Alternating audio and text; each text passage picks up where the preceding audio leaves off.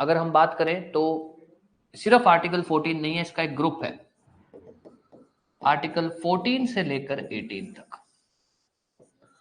जो इक्वालिटी, समानता, इसकी बात करता है। 14 से 18, ये जो आपका आर्टिकल 14 है ना, ये तो जनरल बात करता है कि भाई इक्वालिटी होनी चाहिए, इक्वालिटी का मतलब क्या है, इक्वालिटी के सिद्धांत क्या है, ये सब जनरल। ये जो इसके बाद आपके आर्टिकल 15 है, 16 है, 17 है, 18 है, ये है बिल्कुल स्पेसिफिक। 15 बोलता है भेदभाव नहीं होगा, 16 बोलता है नौकरियों के केस में भेदभाव नहीं होगा, 17 बोलता है अनटचेबिलिटी नहीं होगी, 18 बोलता है कि भैया किसी भी तरह को किसी को कोई स्पेशल उपाधि नहीं दी जाएगी, ऐसा कुछ। ये बिल्कुल स्पेसिफिक। अब ध्यान देना, हम आज पढ़ेंगे आर्टिकल 14, पर आर्टिकल 14 का एक ग्रुप है, आर्टिकल 14 से 18 का, जिस ग्रुप का नाम है राइट टू इक्वालिटी। इस राइट टू इक्वालिटी के अंदर जो सबसे पहला आर्टिकल है आर्टिकल 14, ये एक जनरल आर्टिकल है। जनरल मतलब ये जनरल गाइडलाइंस, ये जनरल बातें बोलता है कि भैया ये चीजें नहीं होनी चाहिए। एक तरह से ये थ्योरी की बातें करता है। और जहां भी कहानी थ्योरी की आती है ना, उसको समझने में हमको हमेशा दिक्कत होगी। क्यों? क्योंकि वो तो मोटा मोटे सिद्धांत लगा के छोड़ देगा कि ये होना चाहिए, ऐसा होना चाहिए, जिसको आप बोल सकते हो साइकोलॉजी की बातें, सिद्धांत की बातें, प्रिंसिपल्स की बातें होंगी इसमें। अब इसमें दिक्कत आपको ये आ सकती है कि भाई इसको याद करने में हो जाएगा, बट थोड़ा सा आपको ध्यान देना पड़ेगा। अब आते हैं अपने इसके ऊपर, आर्टिकल 14 के ऊपर। आर्टिकल 14 जो बात करता है राइट टू इक्वालिटी की।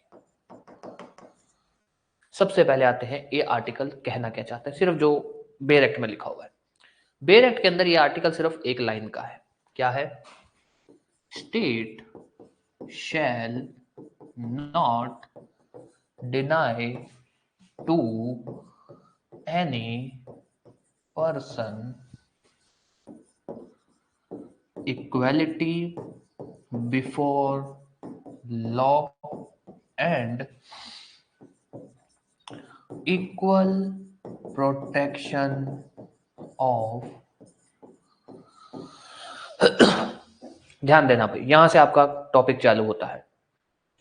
एक चीज है जो आपको यहां पर पढ़नी है कि ये जो आर्टिकल है जो इक्वालिटी की बात करता है, वो दो बातें बोलता है। एक कि भैया कानून के सामने सब बराबर रहेंगे, दूसरा कानून सभी के लिए एक बराबर रहेगा। दोनों में फर्क बहुत ज्यादा नहीं है, बस बातों को लिखने का, सुनने का, पढ़ने का फर्क आएगा। बाकी बातें अगर मीनिंग में जाओगे, प्रैक्टिकल में जाओगे तो सेम है।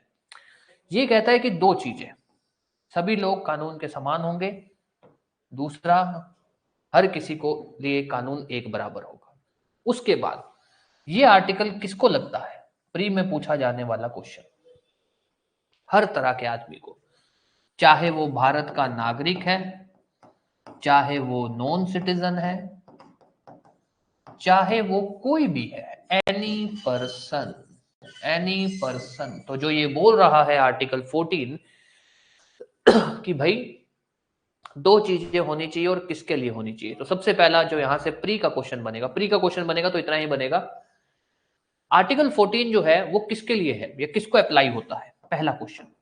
तो आपको ध्यान रखना है कि आर्टिकल 14 हर किसी को अप्लाई होता है, चाहे वो भारत का नागरिक है, चाहे वो भारत का नागरिक नहीं है, जिसको आप बोल सकते हो एनी पर्सन। आर्टिकल 14 के अंदर दो बातें हैं। कौन कौन सी बातें हैं? इक्वालिटी बिफोर लॉ और इक्वल प्रोटेक्शन ऑफ लॉ। ये याद रखनी है कि ये दो बातें क्या देता है या कौन से दो अधिकार देता है, इक्वालिटी बिफोर लॉ और इक्वल प्रोटेक्शन ऑफ लॉ। अब कुछ एक प्री के क्वेश्चन है जो मैं वैसे ही आपको अपने पढ़ेंगे आपको और समझ आ जाएगा, बट यहां लिख के छोड़ देता हूं।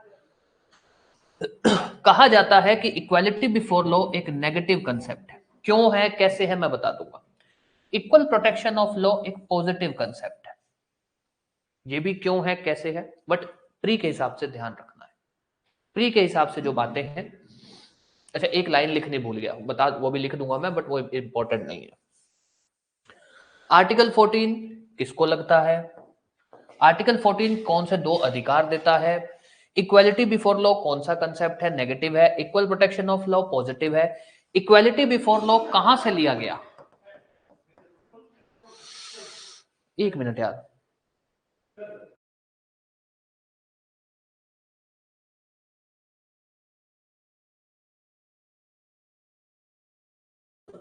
इक्वालिटी बिफोर लॉ यूके से लिया गया या बोल सकते हैं ब्रिटेन से लिया गया। इक्वल प्रोटेक्शन ऑफ लॉ कहां से लिया गया? यूएस। ये पूछे जाने वाले प्री के क्वेश्चन है जो मैं आपको अभी लिखवा दे रहा हूं, अपने पढ़ेंगे तब भी अपने इसमें बातें करेंगे, बट ध्यान रख लेना। और उसके अलावा कुछ भी ऐसा क्वेश्चन जो और आ सकता है, हाँ, ये जो इक्वालिटी बिफोर लॉ है ये कहां से लिया गया? यहां लिख देता हूं, एवी डाइसी रूल ऑफ लॉ, इसमें से यहां से आया है ये बातें मैंने आपको इसलिए लिखी ना, ये जो टॉपिक है ना, इस टॉपिक को अगर तो अपने ऐसा पढ़े कि भाई मैं तो इस टॉपिक के अंदर बिल्कुल ही महारथी बन जाऊंगा, इस पे रिसर्च कर लूंगा, थीसिस लिख लूंगा, तो आप कंफ्यूज हो जाओगे। इतना सारा मटेरियल इकट्ठा कर लोगे कि उस मटेरियल को क्या याद रखना है क्या नहीं याद रखना, दिक्कत आ जाएगी। बेटर है इस टॉपिक को पढ़ो इस हिसाब से कि प्री में क्या पूछा जा सकता है, ये पूछा जा सकता है मुझे पता है, मेंस में क्या क्या पूछा जा सकता है, ये पूछा जा सकता है मुझे पता है। मैं आपको टॉपिक के हिसाब से पढ़ाऊंगा, बट बीच बीच में बताता रहूंगा कि भाई मेंस में क्या क्या क्वेश्चन आ सकते हैं और अपने को उसके हिसाब से कितना पढ़ना है। ठीक है, तो अब आते हैं मुद्दे पे दोबारा।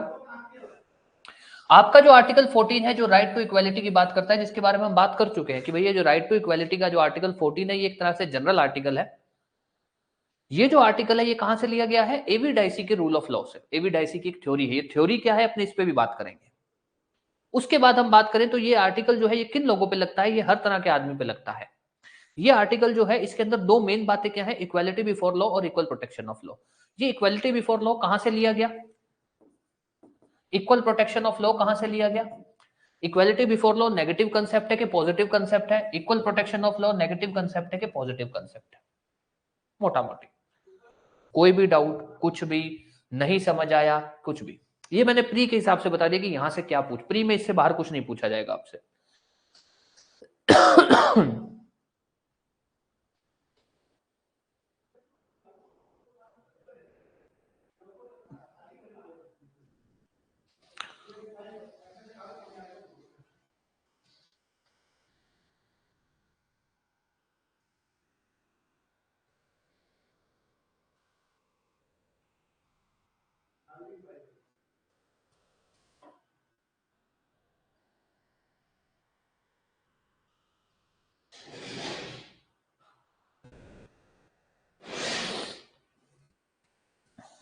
यस, कोई भी डाउट कुछ भी, ताकि अपने आगे बात कर सकें।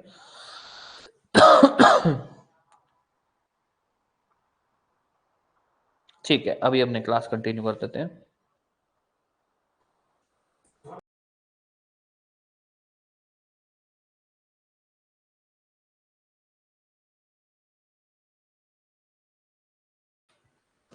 चलिए अब आ जाइए आगे। अब आते हैं, एक मिनट, अब आते हैं अपने इसके वो चीज जो आपसे मेंस में पूछी जाती है। सबसे पहली चीज जो अपने यहां पे चालू करते हैं इस आर्टिकल को लेकर कि भैया ये आया कहां से। तो हमने क्या बोला कि ये राइट टू इक्वालिटी कहां से आया है? रूल ऑफ लॉ से आया है। तो पहले तो यही पता होना चाहिए, सॉरी, पहले तो यही पता होना चाहिए कि रूल ऑफ लॉ क्या है, क्योंकि वो सबसे पहला क्वेश्चन ही मेंस में ये पूछता है। भाई मेंस में या तो वो ये क्वेश्चन पूछ लेगा कि रूल ऑफ लॉ पे लिखो, या वो ये बोलेगा कि राइट टू इक्वालिटी पे लिखो। अगर तो उसने बोला राइट टू इक्वालिटी तो हम दो लाइनें लिखते हैं कि right to equality rule of law के बेस पे आया, रूल ऑफ लॉ से निकाला गया है, जो एवी डाइसी ने बताया था। राइट टू इक्वालिटी क्या बोलता है? बट अगर उसने बात ही यही रख दी कि भैया रूल ऑफ लॉ क्या है, इसमें बताओ रूल ऑफ लॉ है क्या, अब वहां तो आप आर्टिकल 14 नहीं लिख सकते ना, क्योंकि रूल ऑफ लॉ एक थ्योरी है। जिस थ्योरी के अंदर बातें लिखी गई उन बातों में से ये आर्टिकल निकला है, तो पहले तो रूल ऑफ लॉ पता होना चाहिए। अब रूल ऑफ लॉ के बारे में कहानी बहुत ही सिंपल सी है, बहुत ही इजी सी है। था ये कि एक ब्रिटेन के, जैसे अपने यहाँ पे स्कॉलर लोग होते हैं, उन वो लोग बोलते हैं जूरिस्ट। जूरिस्ट वो लोग जो लीगल फील्ड के अंदर रिसर्च करते हैं, लीगल फील्ड के लेकर अपनी बातें रखते हैं, वो सब। तो ब्रिटेन में एक जूरिस्ट थे, सर एवी डाइसी। ब्रिटेन में क्या है, जो कॉन्स्टिट्यूशन है, जो संविधान है, वो लिखा हुआ नहीं है, रिटन कॉन्स्टिट्यूशन नहीं है ब्रिटेन के केस में। और क्योंकि वहां पर जो संविधान है वो लिखा हुआ नहीं है, तो वहां पर थ्योरीज चलती हैं। अनरिटन कॉन्स्टिट्यूशन है ब्रिटेन में, तो थ्योरीज चलती है कि ऐसा होना चाहिए। तो उन्होंने ही एक थ्योरी दी, जिस थ्योरी को इन्होंने नाम दिया रूल ऑफ लॉ। जिस थ्योरी पे उनका बेसिक सा कंसेप्ट ये था कि भाई कानून का राज होना चाहिए, कानून सबसे ऊपर होना चाहिए। कोई भी आदमी है किसी भी रैंक, क्योंकि वहां पर जाति धर्म तो है, जाति तो है नहीं, कोई भी आदमी है किसी भी रैंक का है, कोई भी पैसे वाला है, किसी भी पोजीशन का है, किसी भी तरह का स्पेशल प्रिविलेज नहीं होगा। ये उनका मोटा मोटी बात थी। तो उन्होंने क्या किया, रूल ऑफ लॉ किन्होंने लिखा, एवी डाइसी साहब ने। एवी डाइसी साहब कौन, ब्रिटिश ज्यूरिस्ट। इन्होंने ये थ्योरी दी, इन्होंने एक रूल ऑफ लॉ नाम की थ्योरी दी, जिसमें इनका मोटा मोटी ये कहना था कि भाई रूल ऑफ लॉ का मतलब ये है कि law must be supreme. Law सबसे बड़ा होना चाहिए। कोई भी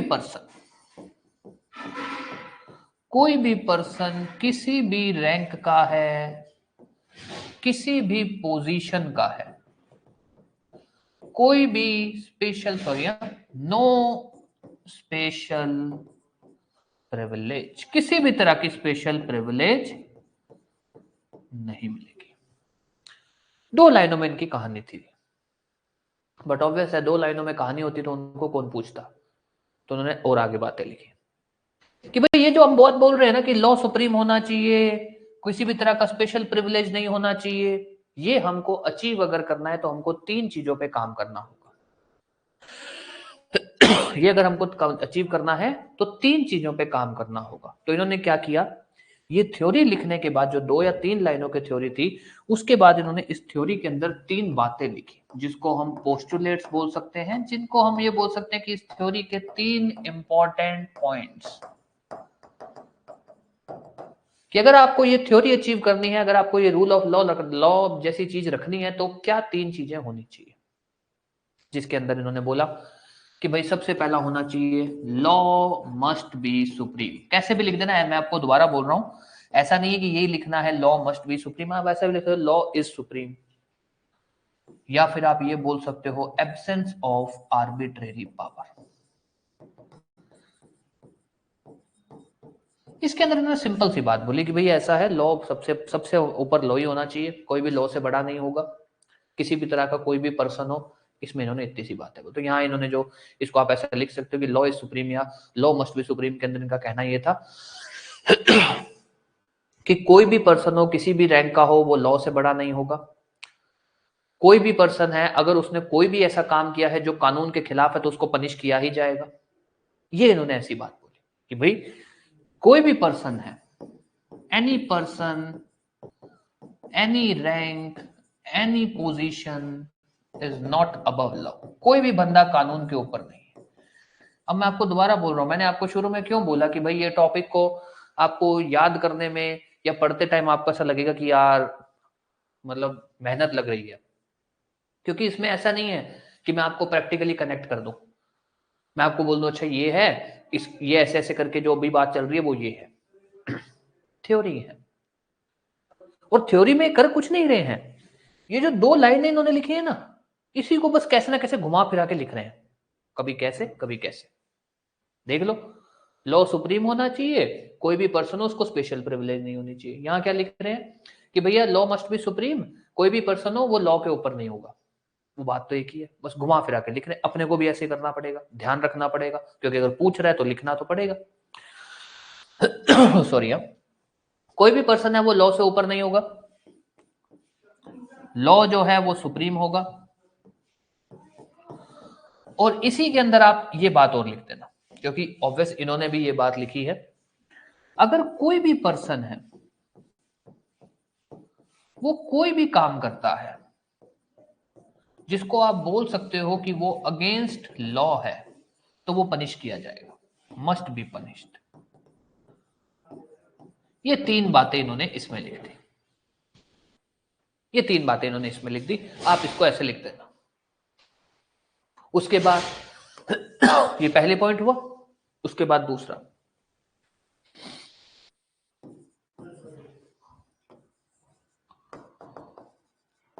इक्वालिटी बिफोर, ध्यान देना, ध्यान देना, राइट टू इक्वालिटी किसके ऊपर बेस्ड है? एवी डाइसी के रूल ऑफ लॉ के, ये बोला जाता है।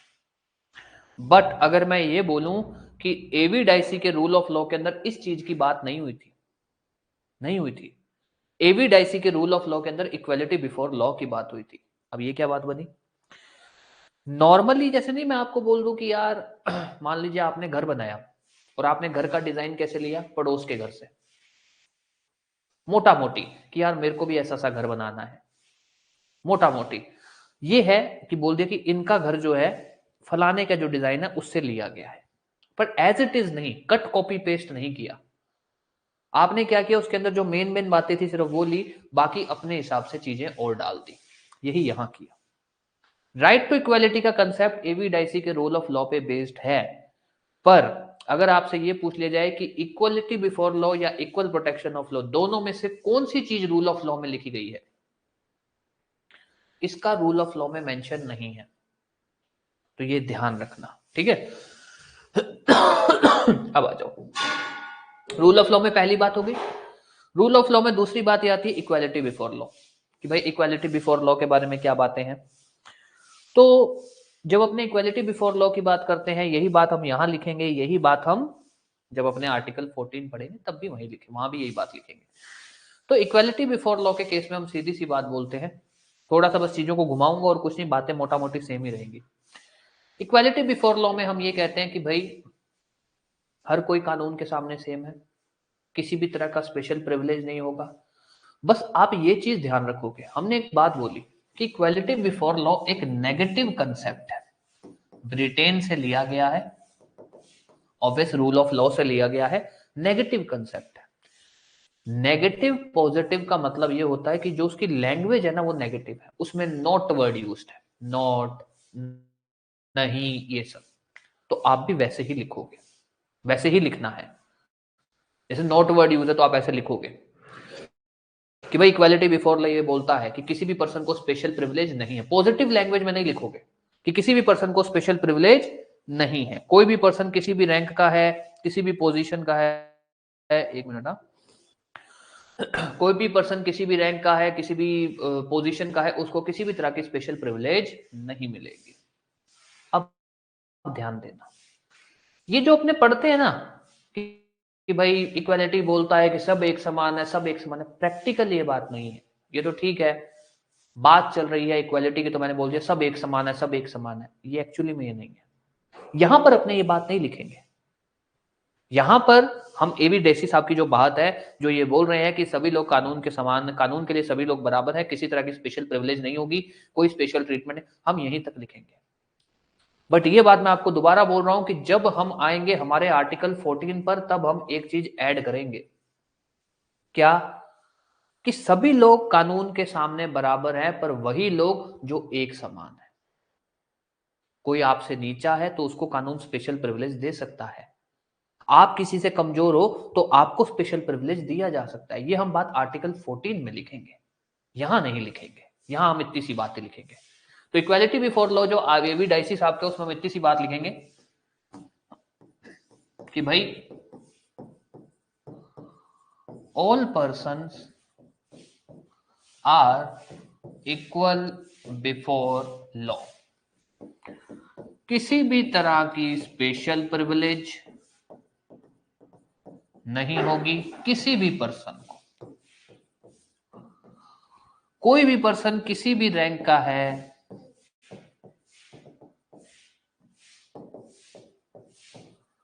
वो इक्वली लायबल होगा, ये इन्होंने बोला। अभी तक हम एवी डाइसी साहब के रूल ऑफ लॉ की बात कर रहे हैं। मैं दोबारा बोल रहा हूं, ये इक्वालिटी बिफोर लॉ और हमारे आर्टिकल 14 में जब हम लिखेंगे, वो दोनों में हल्का सा डिफरेंस आएगा। डिफरेंस मतलब इसके अंदर चीजें ऐड होंगी। फिर आता है इनकी तीसरी तीसरी थ्योरी।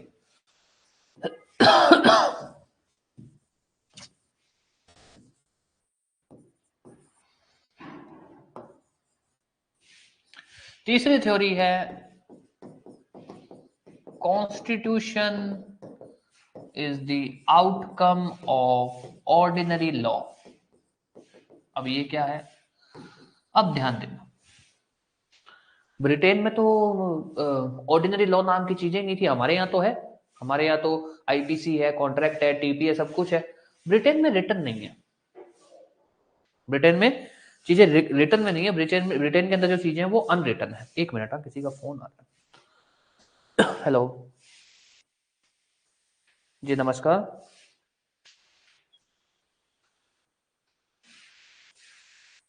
ठीक है सर, आप बिल्कुल आप आ जाइएगा। हाँ, आप मुझे फोन कर लेना, मैं आपको लोकेशन भेज दूंगा। ठीक ठीक।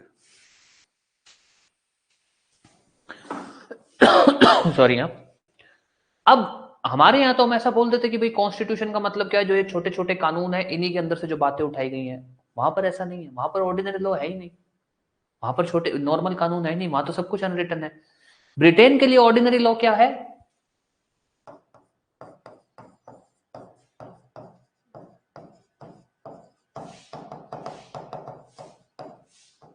जजमेंट डिसीजंस, जजेस द्वारा दिए गए डिसीजंस, उनके लिए वो है ऑर्डिनरी लॉ। हमारे यहां पर होता तो हम ऐसा बोलते कि भैया संविधान का मतलब है जो ये छोटे छोटे कानून है उनमें से जो इंपॉर्टेंट बातें हैं वो है हमारे लिए हमारा संविधान। पर हमारे यहाँ ऐसा नहीं है, हमारे यहाँ पे संविधान लिखा हुआ है। तो ये जो एवी डाइसी साहब बोल रहे हैं ना कि भाई ब्रिटेन के अंदर संविधान का मतलब क्या है, लैंड लॉ का मतलब क्या है, एवी डाइसी साहब बोल रहे हैं कि कॉन्स्टिट्यूशन जो एक लैंड लॉ है ब्रिटेन के हिसाब से वो क्या है, जज मेड डिसीजंस। जो जजेस द्वारा दिए गए डिसीजंस हैं, जो जजेस द्वारा लिखी गई थ्योरीज हैं, मतलब जो मेन इंपॉर्टेंट डॉक्ट्रिन्स हैं, उन्हीं से ही, उन्हीं को ही जोड़कर हम बोल सकते हैं कि वही क्या है, कॉन्स्टिट्यूशन है। ये उनका कहना है। हालांकि ये हमारे इंडिया में नहीं लगता, यहां लिख दो not applicable in Indian context. क्यों क्यों नहीं एप्लीकेबल है? क्योंकि साहब इंडिया के अंदर संविधान लिखा हुआ है। हमारे यहाँ पे संविधान ऐसा नहीं है कि लिखा हुआ नहीं है, हमारे यहाँ संविधान लिखा हुआ है। तो हमारे यहाँ संविधान क्या है, हमको कहीं और ढूंढने की जरूरत नहीं है, हमारे पास किताब है। हमारे पास ये किताब है कि जो संविधान बताती है कि संविधान क्या है, बात खत्म। हमको नहीं ढूंढना कि संविधान क्या है, ये नहीं साहब, हमारे लिए तो यही संविधान है जो लिखा हुआ है। हमारे यहाँ पे संविधान लिखा हुआ है, इसलिए ये वाला पॉइंट हमारे यहाँ नहीं चलता। अब आ जाओ मुद्दे पे। फ्री हो गया? क्या क्या क्वेश्चन आ सकते हैं? मेंस। अगर हम बात करें मेंस की तो सर ऐसा है मेंस के केस के अंदर जो सबसे बड़ी चीज है कि मेंस के केस के अंदर आपका जो सबसे पहला क्वेश्चन पूछा जा सकता है, हालांकि अभी तक तो राइट टू इक्वालिटी अपने चालू ही नहीं किया, जो सबसे पहला क्वेश्चन पूछा जा सकता है वो ये आ सकता है कि भाई राइट टू इक्वालिटी, जो आपका डॉक्ट्रिन ऑफ इक्वालिटी बोल देते हैं इसको, ये कहां से लिया गया? रूल ऑफ लॉ से लिया गया। रूल ऑफ लॉ क्या है ये बताओ, आपको सिर्फ इतना सा पढ़ना है।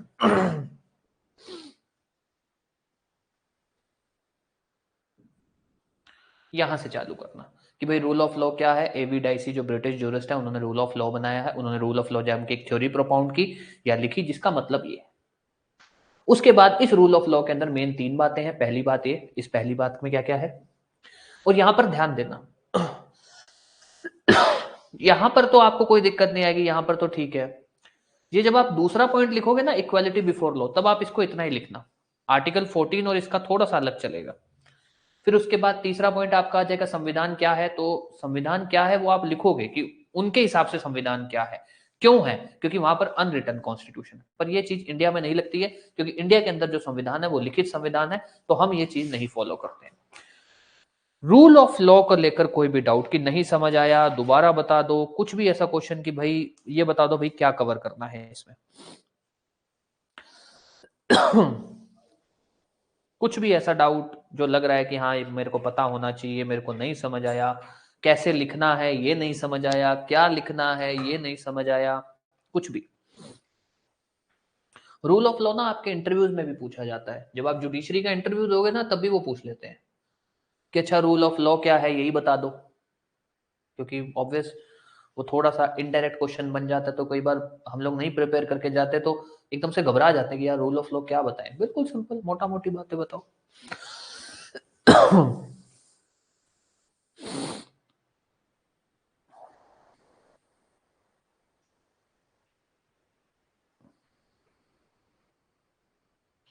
यस, कोई भी डाउट, कुछ भी।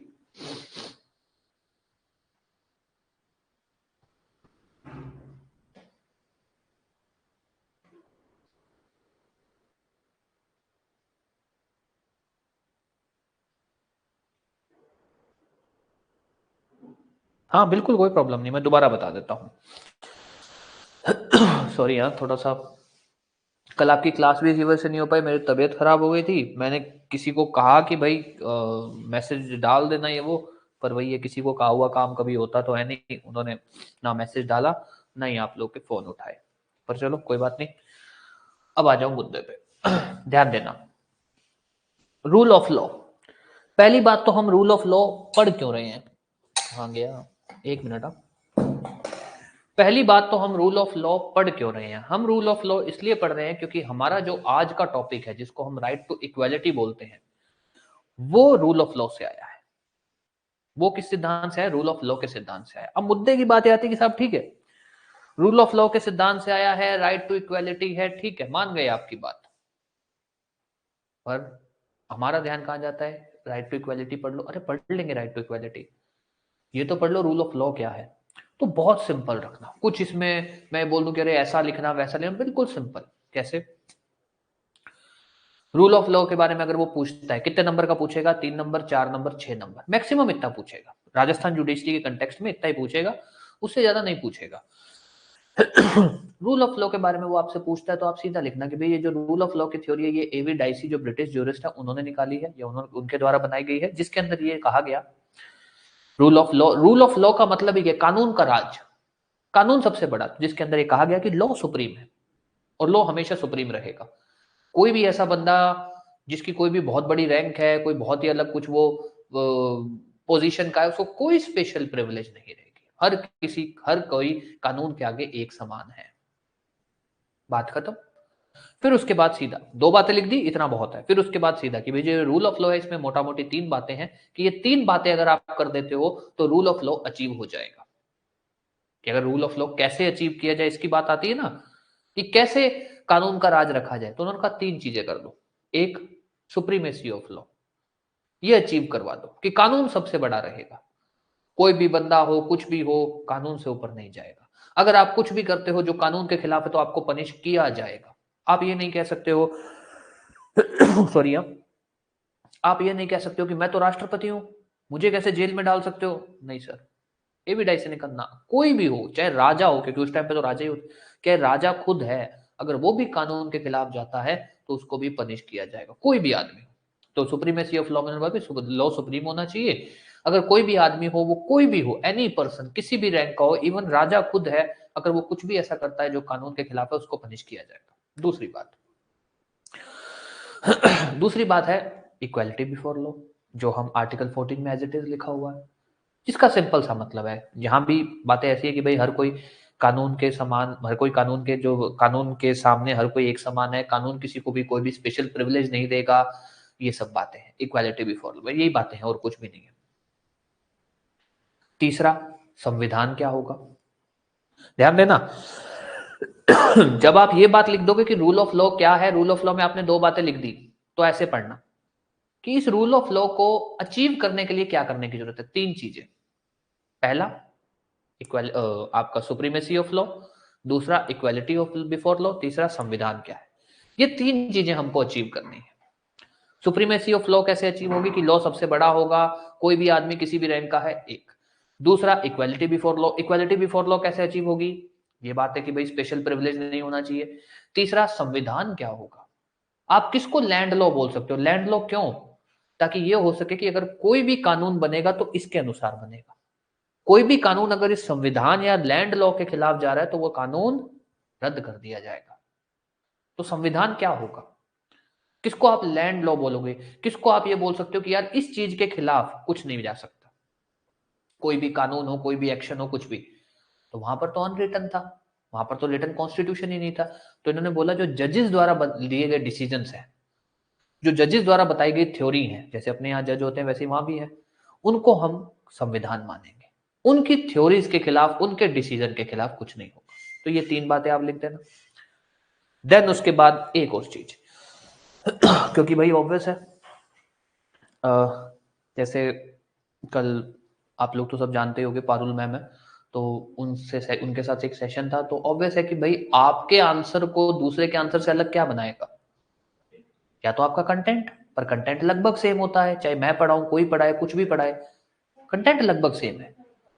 आपके आंसर को दूसरे के आंसर से अलग बनाएगा आपका केस लॉ, मैक्सिमम है आपका केस लॉ।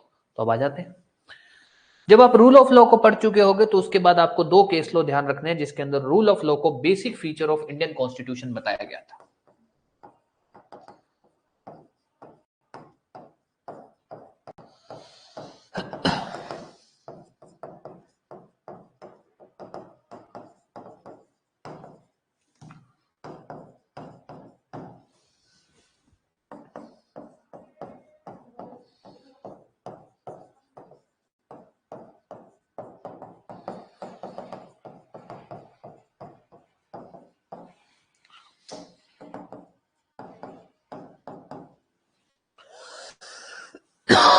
सॉरी हाँ, ये वो 2 केस है जिसके अंदर रूल ऑफ लॉ, ये कहा गया था कि rule of law even India में भी है। Rule of law Indian constitution के अंदर भी बेसिक फीचर है। जो आर्टिकल 14 है, जो रूल ऑफ लॉ पे है, वो संविधान का बेसिक फीचर है, उसको आप खत्म नहीं कर सकते हो।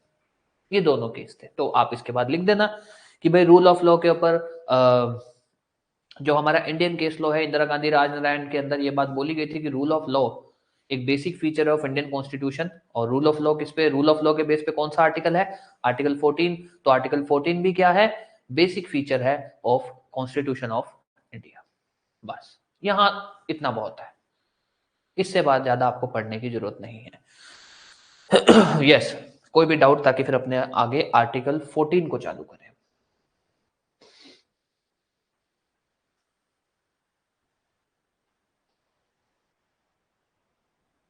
इतना बहुत है, इससे ज्यादा पढ़ने की जरूरत नहीं है। मैं ऐसे ही बोल दूं ये भी कर लो और वो भी कर लो, कोई जरूरत नहीं है।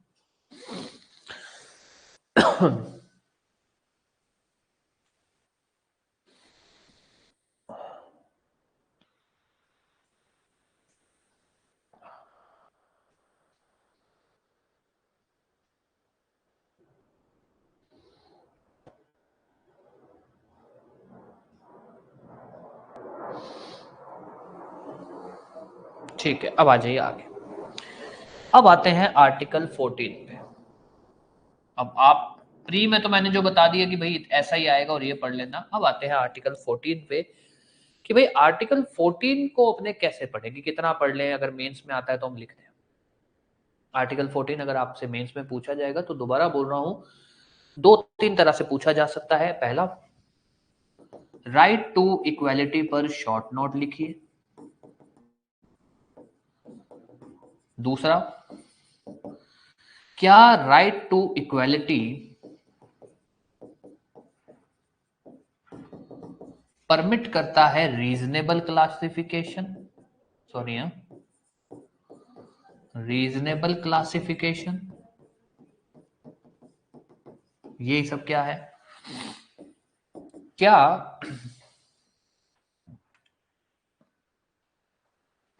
आर्बिट्रेरीनेस एंड इक्वालिटी, नहीं, हाँ ठीक है, आर स्वॉन एनिमीज, ये दोनों आपस में दुश्मन हैं? इस लाइन पर कमेंट करिए। सॉरी, मेंस में अगर आपसे पूछा जाएगा तो इतना, एक मिनट, मैं एक क्वेश्चन मैं भी देख लूं। हाँ सही है, मैंने सही लिखा। ये 3 है कुछ नहीं। चाहे वो ये पूछ ले, ये पूछा तो उसने डायरेक्ट पूछ लिया, आपको लिखना है। वो ये पूछ ले, तब भी अपने को जो अपने आंसर पढ़ रहे हैं वही लिखना है। वो ये पूछ ले, तब भी अपने जो आंसर पढ़ना है वही लिखना है। कैसे कैसे ये बात आ रही है, बस अपने को ये समझना है। अब आते हैं आर्टिकल 14 पे, राइट टू इक्वालिटी।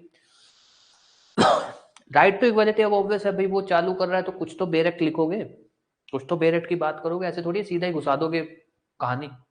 तो जब भी वो आर्टिकल 14 के बारे में पूछे तो सीधा लिखना, या राइट टू इक्वालिटी के बारे में पूछे तो लिखना कि भाई आर्टिकल 14 जो है वो राइट टू इक्वालिटी की बात करता है,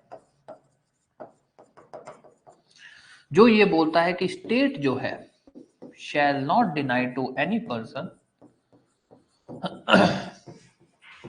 इक्वालिटी बिफोर लॉ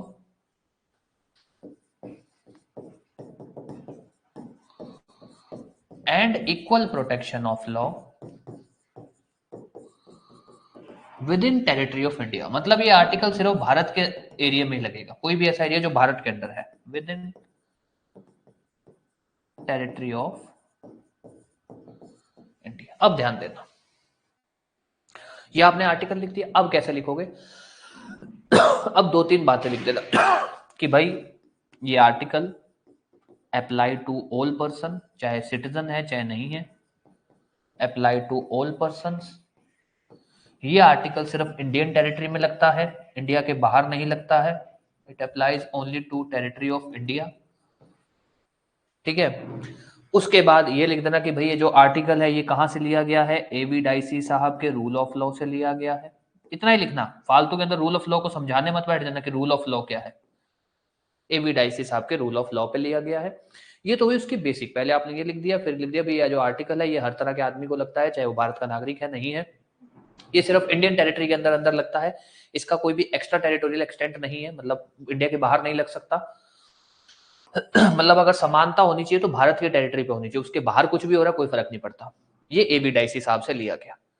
अब आते हैं, यहां से आपका दिमाग लगना चालू होगा।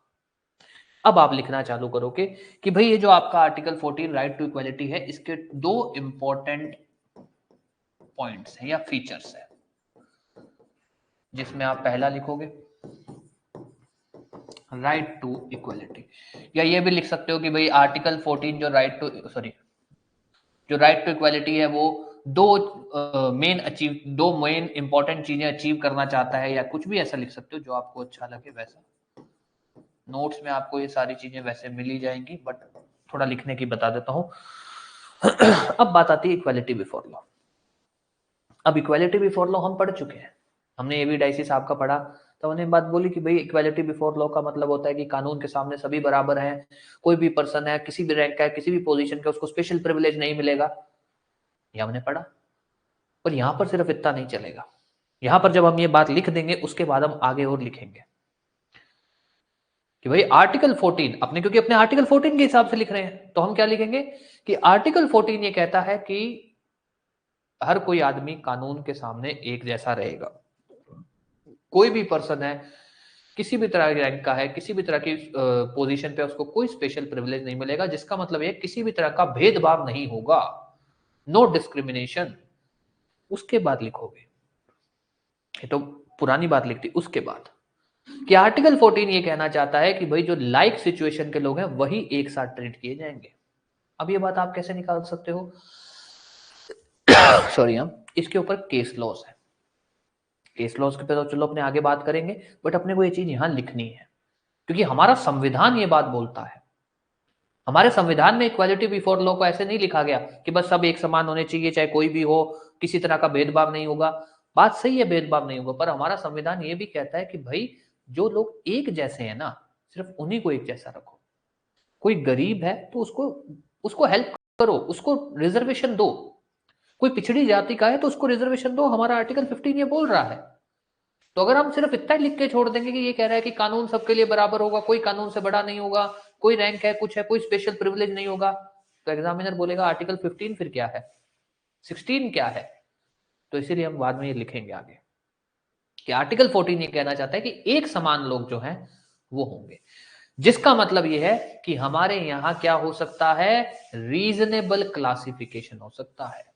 रीजनेबल क्लासिफिकेशन मतलब क्या?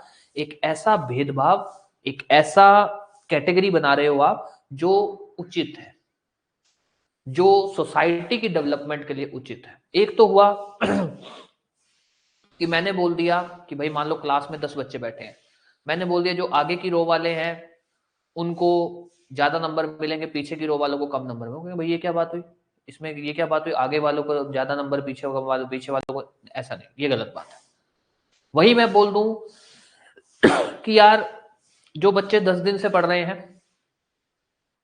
उनको तो जो 10 दिन में पढ़ाया है वो सारे क्वेश्चन पूछो, जो बच्चे कल परसों आए हैं उनको जो कल परसों में पढ़ाया वो क्वेश्चन पूछो। अब वो 10 दिन वाले बोल रहे हैं क्यों सर, इनसे भी वही क्वेश्चन पूछो, हम तो 10 दिन से पढ़ रहे हैं, ये नहीं आए तो इनकी गलती है। नहीं सर, कानून बोलता है कि भाई वो अभी उस सिचुएशन में नहीं है। इसी तरह से कोई गरीब है, अगर उसको कोई कोई एक तरह से रिजर्वेशन दिया जा रहा है, कुछ फैसिलिटी दी जा रही है, क्योंकि वो आपके बराबर नहीं है, उसको उस चीज की जरूरत है, अदरवाइज वो आपसे कंपीट नहीं कर पाएगा। तो ये चीज हमको लिखना है। तो हम लिखेंगे किस तरह से, हम जब इक्वालिटी बिफोर लॉ लिखेंगे तो नो डाउट हम पहले इसी की बातें लिखेंगे कि इक्वालिटी बिफोर लॉ एक नेगेटिव कंसेप्ट है जो ब्रिटेन से लिया गया है, ब्रिटिश कॉन्स्टिट्यूशन बोल सकते हो, लिया गया है। इस इक्वालिटी बिफोर लॉ का मतलब है कि all persons are equal before law. Sorry, all persons are equal before law. कोई भी पर्सन किसी भी रैंक का है, किसी भी पोजीशन का है,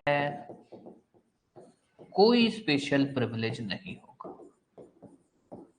जो आपने आर्टिकल इसमें इक्वालिटी बिफोर लॉ में पढ़ा ना, वो सब लिख देना, बट उसके बाद फिर लिखना। अब यहां से कुछ एक एडिशनल चीजें जो आपको लिखनी है कि भाई ये जो आर्टिकल 14 है ये बात करता है of equality before law for equal person. ये बोलता है कि जो पर्सन जो इक्वल सिचुएशन में है, जो एक इक्वल लाइक सिचुएशंस में है,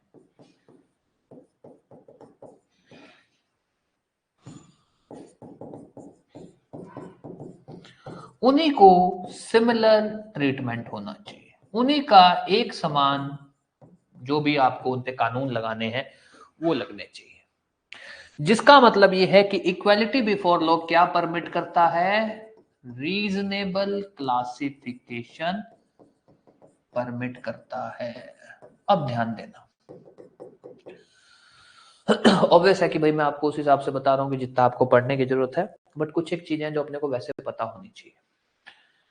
एक होता है क्लास क्लासिफिकेशन, जिसको आप बोल सकते हो कैटेगरी क्लासिफिकेशन। एक है रीजनेबल क्लासिफिकेशन। ये क्या है, एक बहुत ही बड़ा विवाद चला था, पहले चला था, अब तो वो खत्म हो गया। आर के घर कई केस लो आए उसके बाद उन्होंने खत्म कर दिया। विवाद कुछ ये था कि साहब क्लास क्लासिफिकेशन हो सकती है या रीजनेबल क्लासिफिकेशन। तो उन्होंने बोला कि भाई क्लास क्लासिफिकेशन नहीं, क्लास मतलब कैटेगरी। आप ये बोल दो कि इस जाति के लोग, इस जाति के लिए ये कानून, फलानी जाति के लिए ये कानून, इस जाति वाले की इतनी फीस, उस जाति वाले की इतनी फीस, नहीं, कैटेगरी नहीं बांटी जाएगी, जाति धर्म के हिसाब से भेदभाव नहीं होगा। ठीक है साहब, रीजनेबल फिर कैसे हुआ? तो जब आप ये बोल रहे हो जाति धर्म के हिसाब से भेदभाव नहीं होगा, तो रीजनेबल क्लासिफिकेशन फिर कैसे करोगे आप? तो उन्होंने बोला भाई ऐसा है, हम ये नहीं कह रहे हैं कि ये जाति, ये धर्म, इसको प्रिविलेज दे रहे हैं। हम ये कह रहे हैं कोई भी ऐसा जिसको प्रिविलेज की जरूरत है। अब हुआ क्या कि हमारे देश के अंदर बस वो कुछ, ये मान लो कि हमारे इतिहास ऐसा रहा कि जब किसी के साथ भेदभाव हुआ तो पूरी की पूरी उस जाति के साथ ही भेदभाव हुआ। तो जब हम ढूंढने गए कि यार कौन लोग हैं जो पिछड़े हैं, तो एक ही जाति के लोग मिले। क्यों? क्योंकि उनके साथ हमारे यहाँ था ही शुरू से ही क्लास क्लासिफिकेशन, जो एक जाति थी उनको बिल्कुल ही पीछे रखते थे, तो मिले ही एक जाति के। तो यहां पर बात उठी कि हम क्लास क्लासिफिकेशन को नहीं कह रहे हैं, हम कैटेगरी के लिए नहीं बोल रहे कि धर्म में, जाति में बांट दो और एक जाति को फायदा दो बाकियों को, हम ये नहीं कह रहे हैं। हम तो ये कह रहे हैं कि भैया देश की तरक्की के लिए जिन जिन लोगों को किसी भी तरह का प्रिविलेज देने की जरूरत है उसको दो। अब कोइंसिडेंटली ऐसा हो रहा है कि जब हम जा रहे हैं, जब हम पिछड़े लोगों को पकड़ रहे हैं, तो एक ही जाति के कई सारे लोग मिल रहे हैं।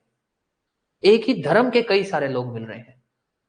अब उसमें हमको ऐसा देखने में ऐसा लग रहा है कि हम जाति या धर्म के आधार पर बांट रहे हैं, नहीं, हम बांट रहे हैं रीजनेबल क्लासिफिकेशन। हम बांट रहे हैं उन लोगों को जिनको इस चीज की जरूरत है। तो एक विवाद है जो आपसे हो सकता है कभी इंटरव्यू में पूछ लिया जाए, क्योंकि मैं इसलिए बात बोल रहा हूं क्योंकि अभी क्या है, अभी कुछ दिन पहले सीजेआई साहब ने भी स्टेटमेंट दिया है रिजर्वेशन को लेकर। सुप्रीम कोर्ट के भी एक जस्टिस है, उन्होंने भी बोला है रिजर्वेशन को लेकर। तो थोड़ा सा रिजर्वेशन अभी दोबारा हिटेड टॉपिक बन रहा है, जिसमें उन्होंने ये बोला है कि कोई भी ऐसा पर्सन या जनरेशन जो रिजर्वेशन लेकर एक मेन स्ट्रीम में आ गई है, उनका रिजर्वेशन बंद किया जाए। तो उठ सकता है विवाद। तो ध्यान देना कि आर्टिकल 14 का इक्वालिटी बिफोर लॉ, या आर्टिकल 14 भी बोल दूं तो वो रीजनेबल क्लासिफिकेशन को परमिट करता है। अब रीजनेबल क्लासिफिकेशन और क्लास क्लासिफिकेशन दोनों अलग चीजें हैं। क्लास क्लासिफिकेशन का तो मतलब होता है कि आपने कैटेगरी में बांट दिया, जाति धर्म में बांट दिया। ये कह रहे हैं ये नहीं, हम ये नहीं कह रहे, हम तो कह रहे हैं रीजनेबल होना चाहिए। अब बात है साहब रीजनेबल क्या, कैसे आप बोल दो कि रीजनेबल है या नहीं है। इसके ऊपर एक केस लॉ आया। केस लॉ तो हालांकि दो थे, आर के गर्ग, जस्टिस तेंदुलकर, दो केस लॉ, आप अपने एक ही लिख लेते हैं एक बार। इसने बोला साहब कोई भी चीज रीजनेबल क्लासिफिकेशन तब होगी अगर आप ये बोल सकते हो कि उसमें जो भी कैटेगरी बांटी गई है वो एक इंटेलिजिबल है, वो आपने आर्बिट्रेरी भेदभावपूर्ण नहीं की है,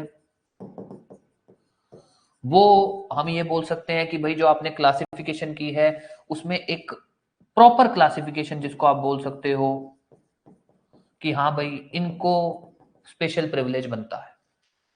और हम पहली बात तो ये होनी चाहिए, दूसरी बात हम रीजनेबल क्लासिफिकेशन तब बोल सकते हैं कि आप जो क्लासिफिकेशन कर रहे हो उससे आपका ऑब्जेक्ट भी अचीव हो रहा है। आप ये कह रहे हो कि हम उन लोगों को रिजर्वेशन देना चाहते हैं जो लोग अभी सक्षम नहीं है, जो लोग पढ़े लिखे नहीं हैं, जो लोग एजुकेशन की सुविधा नहीं ले पा रहे, उनके पास इतना पैसा नहीं है। तो आप कह रहे हो जो भी गरीब आदमी है उसको सरकार फ्री में पढ़ाएगी। यहां पर हम बोल सकते हैं कि आपका जो आपने जो भेदभाव किया, जो क्लासिफिकेशन किया, जो कैटेगरी में बांटा, वो रीजनेबल है। क्यों? एक तो आपने किनको पकड़ा जिनको सच में जरूरत है, दूसरा आपका जो ऑब्जेक्ट है कि भैया सबकी तरक्की हो, तो वो भी इससे अचीव होगी। तो अगर ये दो चीजें हैं तो ध्यान देना। सॉरी, हाँ, इक्वालिटी बिफोर लॉ आपने इतना पढ़ लिया, उसके बाद कहां से यहां तक तो सेम था। उसके बाद ये आर्टिकल 14 बोलता है कि भाई जो इक्वल पर्संस हैं उन्हीं के साथ इक्वालिटी बिफोर लॉ की बात होगी, जो लाइक सिचुएशन है, सिमिलर सिचुएशन में उन्हीं के साथ सिमिलर ट्रीटमेंट होगा। जो अलग अलग सिचुएशन में है, जो अलग अलग सिचुएशन में उनके साथ नहीं होगा। उसके बाद ये जो आपका आर्टिकल 14 है ये रीजनेबल क्लासिफिकेशन को परमिट करता है। रीजनेबल क्लासिफिकेशन का मतलब क्या है, ये किस केस में बोला गया, आर के Garg versus union of India के केस के अंदर। ठीक है,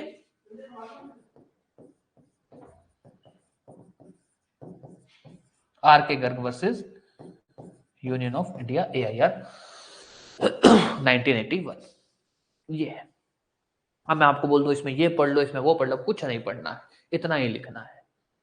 प्री में ये यहां से क्वेश्चन पूछा नहीं जाएगा, मेंस में पूछा जाएगा। हाँ, प्री में अगर कहीं एग्जामिनर का कोई मन कर गया, उसको कोई क्वेश्चन दिख गया किसी किताब में, तो वो ये भले पूछ सकता है कि रीजनेबल क्लासिफिकेशन किसको बोला जाता है। अगर किसी भी चीज में दो चीजें हैं, इंटेलिजिबल मतलब दिमाग से आपने उसका मतलब दिमाग से किया है, आर्बिट्रेरी नहीं होना चाहिए, भेदभावपूर्ण नहीं होना चाहिए, दूसरा आपका ऑब्जेक्ट अचीव करवाए, वो है reasonable classification. This is equality before law for article 14। हमारे संविधान के हिसाब से ये है सॉरी, हम इक्वालिटी बिफोर लॉ। यस, कोई भी डाउट ताकि अपने आगे बात कर सके।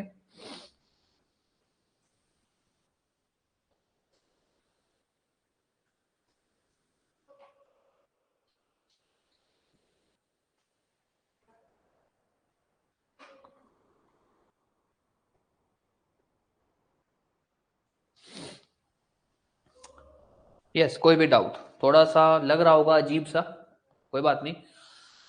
अभी अपने इक्वल प्रोटेक्शन ऑफ लॉ खत्म करने, फिर मैं आपको इसको लिखने का, इसको पढ़ने का तरीका बता दूंगा। भाई आप इस क्रोनोलॉजी से या इस तरीके से पढ़ लेना, आपको याद हो जाएगा, आपको कंफ्यूजन नहीं रहेगा कि क्या लिखना है क्या नहीं लिखना है।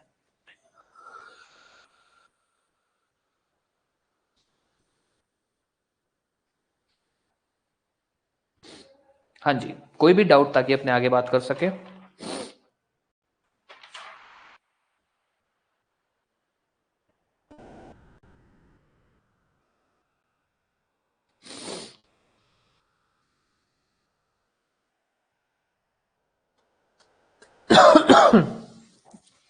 चलिए अब आते हैं इसी के अंदर जो दूसरा पॉइंट हमने बोला कि भाई आर्टिकल 14 और दूसरी बात क्या बोलता है, वो बात करता है साहब इक्वल प्रोटेक्शन ऑफ लॉ।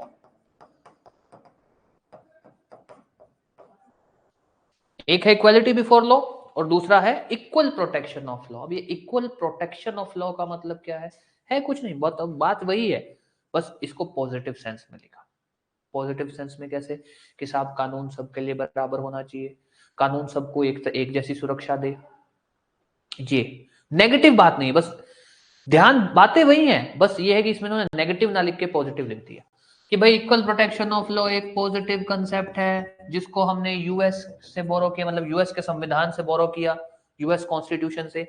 ये इक्वल प्रोटेक्शन ऑफ लॉ ये बात करता है कि भाई लॉ जो है shall provide equal protection to all. बिल्कुल पॉजिटिव लिखना, इसमें नेगेटिव लैंग्वेज नहीं यूज करनी, बस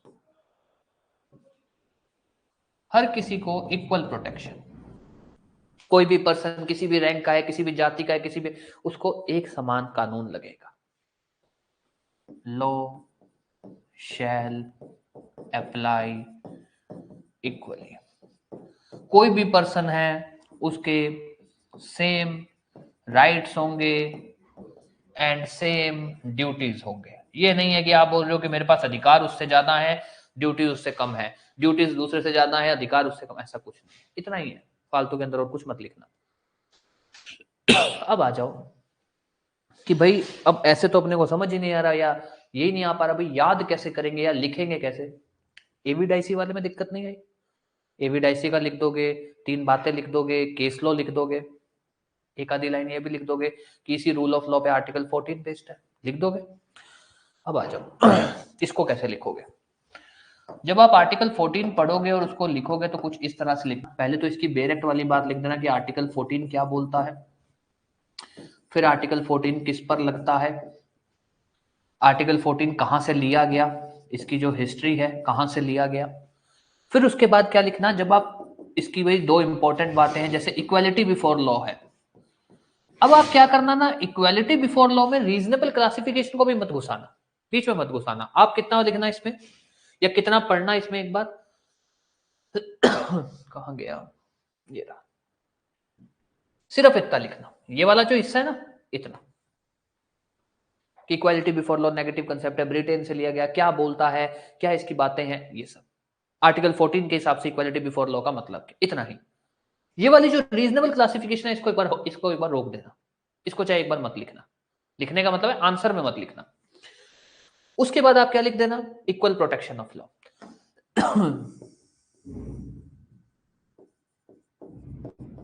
इक्वल प्रोटेक्शन ऑफ लॉ, इसमें भी आप जो अपने ने इक्वल प्रोटेक्शन ऑफ लॉ में बातें पढ़ी है इतनी लिखना, कहां से लिया गया, क्या कंसेप्ट है, क्या कहता है, बस। अब आएगा आपका रीजनेबल क्लासिफिकेशन। अब क्योंकि बीच में रीजनेबल क्लासिफिकेशन घुस जाता है तो मामला थोड़ा इधर उधर हो गया, यार क्या है ये सब। अब जो आप पढ़ोगे वो आप पढ़ना एक तरह से अपवाद की तरह, लिखना मत ऐसे, लिखना नहीं है एक्सेप्शन नहीं, सीधा। क्योंकि अभी तक तो हम बात कर रहे हैं कि एक समानता होगी, ये होगा, कोई भेदभाव नहीं होगा, किसी भी तरह का जाति धर्म कुछ नहीं होगा, ये नहीं होगा, वो नहीं होगा। अब आ जाओ कि भाई इतना कुछ लिखने के बाद एक और चीज है कि भाई ये इतना ये नहीं है कि बिल्कुल ही एब्सोल्यूट बोल रहा है। एब्सोल्यूट मतलब कि ये तो कह रहा है कि ना भेदभाव तो हो ही नहीं सकता, ना किसी तरह से डिस्क्रिमिनेशन, किसी भी तरह का स्पेशल प्रिविलेज तो होगा ही नहीं। ये ऐसा भी नहीं कह रहा है कि किसी भी तरह से नहीं होगा, कभी भी नहीं, ऐसा नहीं कह रहा है। तो ऐसे हेडिंग नहीं डालोगे एक्सेप्शन, बट आप एक लिख देना रीजनेबल क्लासिफिकेशन।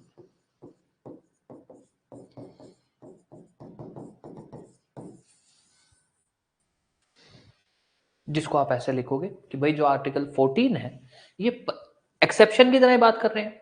अगर मैं आपको एक एक्सेप्शन की तरह बताना चाहूं तो ऐसे बोल सकता हूं कि दो चीजें हैं जो आर्टिकल 14 में आप अपवाद के तौर पर बात कर सकते हो। Number 1, reasonable classification. आर्टिकल 14 ये बोलता है कि एक समानता होगी, पर आर्टिकल 14 ये भी कहता है कि भैया अगर एक जैसे लोग हैं तभी एक समानता होगी। जिसका मतलब ये है कि आर्टिकल 14 कहता है कि भेदभाव हो सकता है अगर लोग ऊंच नीच के बैठे हैं तो। एक मिनट, हाँ, हेलो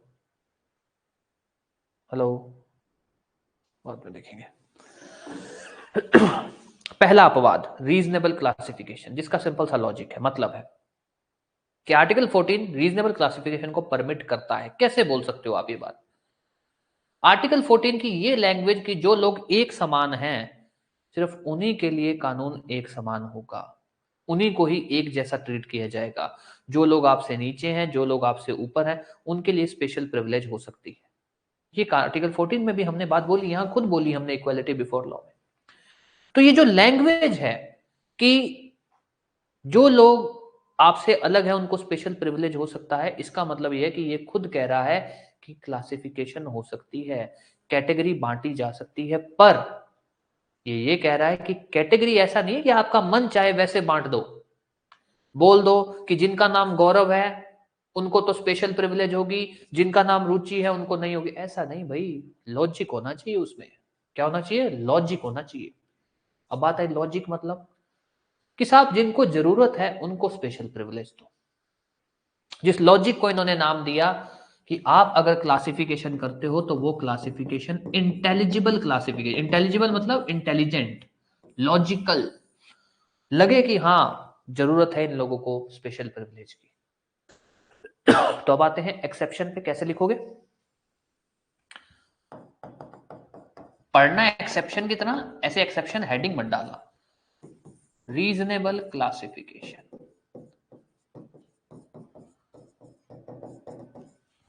ये बोलता है कि आर्टिकल 14 जो है वो परमिट करता है रीजनेबल क्लासिफिकेशन। सीधा लिखना। रीजनेबल क्लासिफिकेशन का मतलब क्या है? कुछ भी ऐसा जिसको आप इंटेलिजिबल डिफरेंशिया या क्लासिफिकेशन में बोल सकते हो और जो आपका ऑब्जेक्ट अचीव करवाते हैं, इसको हम बोलते हैं रीजनेबल क्लासिफिकेशन। इंटेलिजिबल मतलब कुछ भी ऐसी कैटेगरी आप बांट रहे हो जो लॉजिकल है, कह सकते हो कि हाँ यार इनको थोड़ा स्पेशल प्रिविलेज दो। अगर ये दोनों चीजें किसी भी चीज में हैं तो वहां हम बोलेंगे कि ये रीजनेबल क्लासिफिकेशन है। अब आ जाओ क्या क्या लिखना है। रीजनेबल क्लासिफिकेशन, आर्टिकल 14 इस चीज को परमिट करता है, रीजनेबल क्लासिफिकेशन को। रीजनेबल क्लासिफिकेशन का मतलब क्या है? कौन से केस में ये बात बताई गई कि रीजनेबल क्लासिफिकेशन का मतलब क्या है? ठीक है। और कुछ भी ऐसा? ठीक है, हाँ, एक चीज और लिख सकते हो कि एक और केस लॉ है जिसमें आपकी जो लाइन है ना वो खत्म हो जाएगी। सॉरी, हाँ,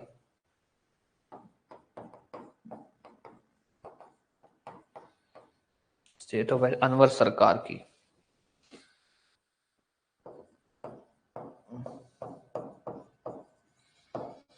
जिसमें ये बात बोली गई थी कि अगर कुछ भी ऐसा जो आर्बिट्रेरी है, आर्बिट्रेरी मतलब जो लॉजिकल नहीं है, आपने अपने हिसाब से कुछ भी कर दिया, वो कभी रीजनेबल नहीं होगा, वो कभी भी रीजनेबल नहीं होगा। तो स्टेट ऑफ वेस्ट बंगाल में क्या कहा गया कि कुछ भी ऐसा जो आर्बिट्रेरी है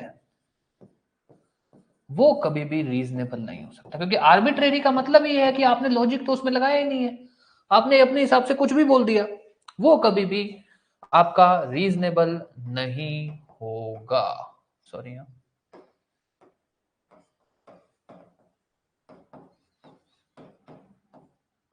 ठीक है। क्या है? ठीक है, कोई भी डाउट ये अब ध्यान दे देना। पहला अपवाद सिंपल इतना सा लिख देना भाई, ये रीजनेबल क्लासिफिकेशन को परमिट करता है। रीजनेबल क्लासिफिकेशन का मतलब कहां बताया गया है? रीजनेबल क्लासिफिकेशन को लेकर एक और केस लॉ जिसमें क्लियर बोला गया कि जहां आर्बिट्रेरी चीज होगी वहां रीजनेबल नहीं हो सकता। वो जो अपनी लाइन नहीं थी शुरुआत में जब अपने ने किया था कि भाई इस पे कमेंट करो, तो एक्चुअली में ये यही कहना चाहता है, रीजनेबल क्लासिफिकेशन से लाइन उठाई है इन्होंने। तो ये पूरा आर्टिकल 14 लिखना पड़ेगा अपने को, और फिर उसमें लिखना पड़ेगा कि आर्टिकल 14 अगर 3-4 नंबर में आ गए तो डायरेक्ट ही लिख देना। रीजनेबल क्लासिफिकेशन से चालू कर देना। रीजनेबल क्लासिफिकेशन क्या होती है, क्या बातें हैं, 2 केस लॉ है ये, कि भाई कुछ भी अगर आर्बिट्रेरी है तो वो रीजनेबल नहीं हो सकता, और अगर वो रीजनेबल नहीं हो सकता तो वो इक्वालिटी की तरफ तो लेकर ही नहीं जाएगा। बट अगर बड़ा क्वेश्चन पूछ लिया उसने 6 नंबर में, तब फिर पूरी बातें लिखना। दूसरा एक्सेप्शन जो है आपका article 361 of constitution of India, जिसके अंदर स्पेशल प्रिविलेज है किस किस को, प्रेसिडेंट को, गवर्नर को, फॉरेन एम्बेसडर्स को, इन सबको। सिंपल, क्या क्या, कि भाई जब तक ये सीट पर हैं इन पर क्रिमिनल केस ना तो चलेगा, ना ही इनके खिलाफ क्रिमिनल केस फाइल होगा, ना चलेगा ना फाइल होगा। किसी भी तरह का अरेस्ट ना तो होगा, ना ही अरेस्ट वारंट इश्यू होगा। ध्यान दे देना, प्राइम मिनिस्टर के लिए नहीं है, राष्ट्रपति के लिए है। कुछ भी ऐसा not answerable to court for duties, उन्होंने जो अपने फंक्शन एक्सरसाइज किए हैं उसके लिए उनको कोर्ट को बताने की जरूरत नहीं है कि हमने ये जो किया क्यों किया। फॉर ऑफिशियल फंक्शन जो उन्होंने अपनी कुर्सी पर बैठकर किया, ये एक अपवाद है। अब आ जाओ दोबारा मुद्दे पे। आर्टिकल 14 जब आप लिखोगे तो आर्टिकल 14 को कुछ इस तरह से पढ़ोगे,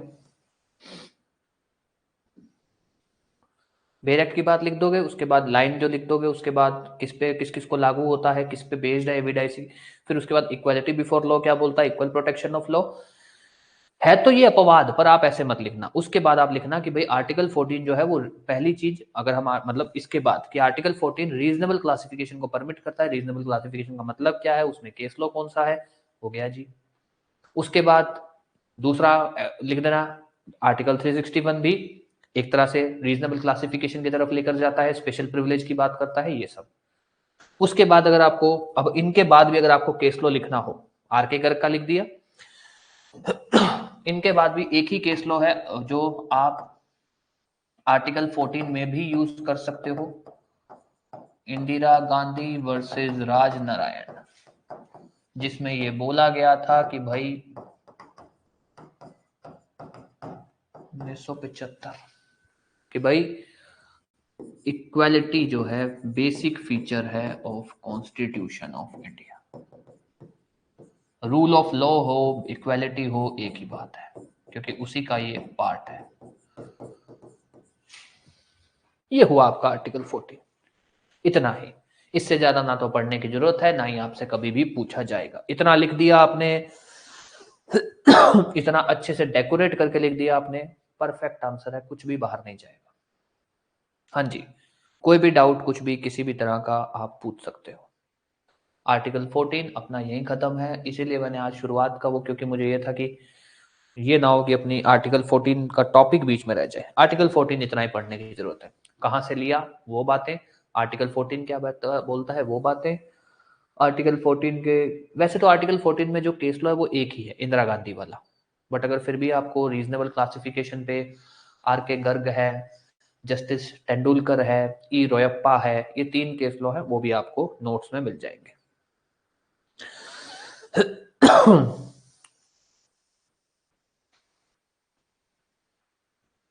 हाँ जी, कोई भी डाउट कुछ भी। आपकी अगली क्लास एनडीपीएस की 1:30 बजे होगी, पौने को है ना, हाँ ठीक है 1:30 बजे होगी।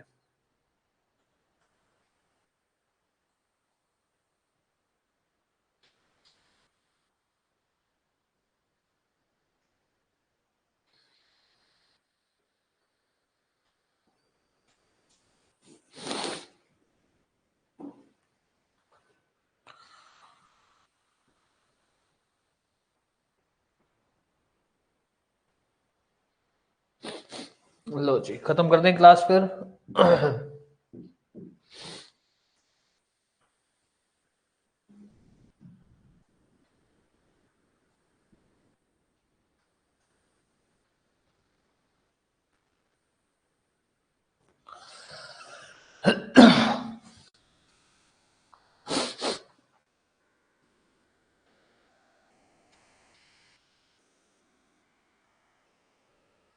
चलिए देन, थैंक यू। अब क्लास खत्म कर रहे हैं।